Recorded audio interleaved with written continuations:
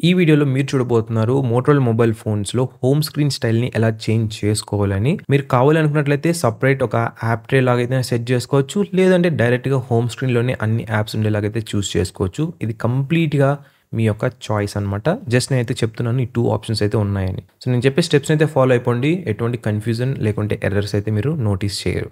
First long press చేయండి home స్క్రీన్‌లో ఎక్కడైనా సరే ఎంప్టీ స్పేస్‌లో. కింద మీకు కొన్ని ఆప్షన్స్ అయితే కనిపిస్తాయి. ఇక్కడ చూస్ చేసుకోండి హోమ్ సెట్టింగ్స్ అనే ఆప్షన్‌ని. దాని తర్వాత మీకు కొన్ని లిస్ట్ ఆఫ్ ఆప్షన్స్ అయితే కనిపిస్తాయి.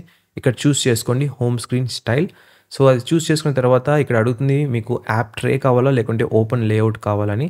యాప్ ట్రే అంటే ఏంటంటే యాప్స్ అన్నీ ఒకే చోట ఉంటాయన్నమాట. మనం కిందటి నుంచి స్వైప్ చేస్తేనే యాప్స్ అన్నీ ఒక చోట కనిపిస్తాయి. ఓపెన్ లేఅవుట్ ఏంటంటే హోమ్ స్క్రీన్‌లోనే మనం రైట్ టు లెఫ్ట్ స్వైప్ చేస్తే అక్కడైతే ఉంటాయి. మీరు పైన కనిపిస్తున్న గేర్ ఐకాన్ మీద ట్యాప్ చేసినట్లయితే ఇక్కడ మీరు ఇంకొంచెం కస్టమైజేషన్ అయితే చేసుకోవచ్చు. లైక్ యాప్ సజెషన్స్ ఆన్ లేదా ఆఫ్ చేసుకోవచ్చు. లేకుంటే యాప్ ఐకాన్స్ హోమ్ స్క్రీన్‌లోకి యాడ్ చేయాలా వద్దా అంటే కొత్తగా ఇన్‌స్టాల్ చేసినవి అండ్ మరికొన్ని ఆప్షన్స్ అయితే ఉన్నాయి. సో ఒకవేళ మీరు ఓపెన్‌ని గనుక చూస్ చేసుకున్నట్లయితే అంటే యాప్స్ అన్నీ కూడా హోమ్ స్క్రీన్‌లోనే ఉండాలి. ఎటువంటి యాప్ ట్రే అయితే అవసరం లేదన్నట్లయితే సెలెక్ట్ చేసిన తర్వాత మీకు అన్ని యాప్స్ హోమ్ స్క్రీన్‌లోనే కనిపిస్తాయి. అంతేకాకుండా మీకు ఇక్కడ 2 అడిషనల్ సెట్టింగ్స్ కూడా అయితే ఉంటాయి. ఒకటేంటంటే మీరు ఫ్రీగా అరేంజ్ అయితే చేసుకోవచ్చు. ఐకాన్స్ అంటే ఏది ఫ్రీక్వెంట్‌గా యూజ్ చేస్తుంటారో దాన్ని సెట్ చేసుకోవచ్చు.